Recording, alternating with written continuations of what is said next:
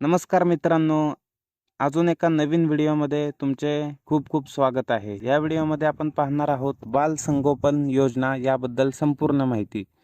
तर चला मग या नवीन व्हिडिओला सुरुवात करूया.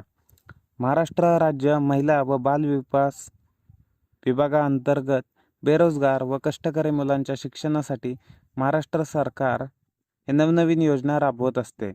या योजनेअंतर्गत गरजू लोकांना सरकारमार्फत अनुदान दिले जाणार आहे. अनुदान किती दिले जाते व त्यासाठी अनुदानासाठी कोणकोणती कागदपत्रे लागतात त्याची संपूर्ण माहिती आपण खाली दिलेली आहे. बाल संगोपन या योजनेसाठी काही कागदपत्रे दिली आहेत ते आपण जाणून घेऊया.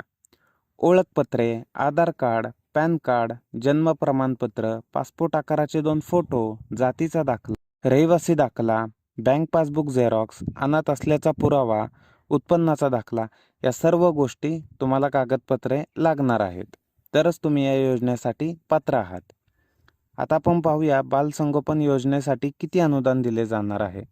तर महिला बाल विकास विभागाअंतर्गत जी बाल संगोपन योजना राबवली जाते त्या योजनेसाठी अर्ज करण्यासाठी प्राप्त लाभार्थ्यांना 450 ते 1000 रुपये प्रति महिन्याला इतके अनुदान दिले जाणार आहे. ज्यामध्ये अनुदान हे संगोपनासाठी व पाल्याच्या शिक्षणासाठी दिले जाणार आहे. अनुदान पाल्याच्या पोस्ट खात्यामध्ये किंवा बँकेच्या खात्यामध्ये दिले जाणार आहे. तर बालसंगोपन योजनेसाठी निवड कशा पद्धतीने केली जाते ते आपण पाहून घेऊया. बालसंगोपन योजनेची पात्रता अशी आहे की सर्वप्रथम ही योजना महाराष्ट्रामध्ये राबवली जाणार आहे.